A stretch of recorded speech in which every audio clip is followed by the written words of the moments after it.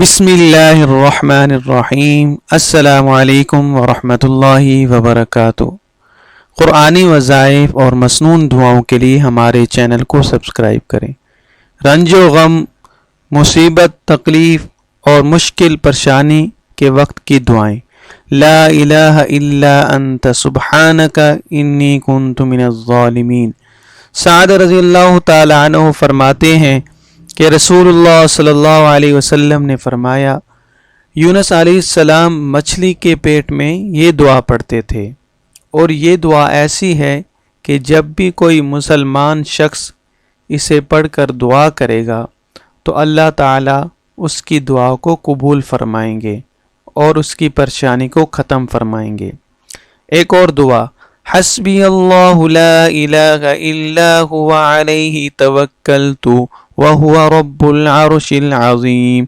ابو درداء رضی اللہ تعالیٰ عنہ فرماتے ہیں کہ نبی کریم صلی اللہ علیہ وسلم نے فرمایا، جس نے صبح شام 7 مرتبہ یہ کلمات کہے، اللہ تعالیٰ اس کی دنیا اور آخرت کی پریشانیوں کے لیے کافی ہو جائے گا۔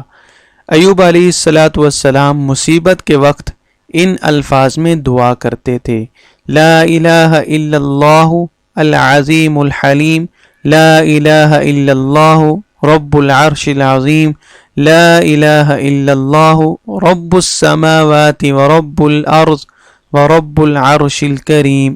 ابن عباس رضی اللہ تعالی عنہ فرماتے ہیں کہ اللہ کے نبی کریم صلی اللہ علیہ وسلم پریشانی کی حالت میں یہ دعا پڑھتے تھے، اللہم انی اعوذ بک من الہم والحزن والعجز والکسل والبخل والجبن وضلع الدین وغلبۃ الرجال۔ ام سلمہ رضی اللہ تعالی عنہ سے روایت ہے کہ اللہ کے نبی کریم صلی اللہ علیہ وسلم نے فرمایا، جس شخص کو کوئی بھی مصیبت پیش آ جائے اور اس نے یہ کلمات پڑھے تو اللہ تعالیٰ اسے اس کا نعم البدل عطا فرمائیں گے۔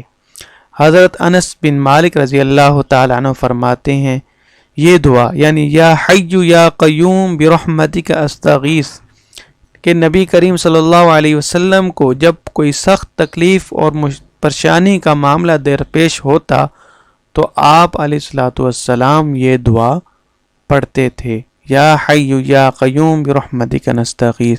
اللہ تعالیٰ سے دعا ہے کہ اللہ تعالیٰ ہماری تمام پریشانیوں کو، مصیبتوں کو ختم فرمائے، آمین ثم آمین۔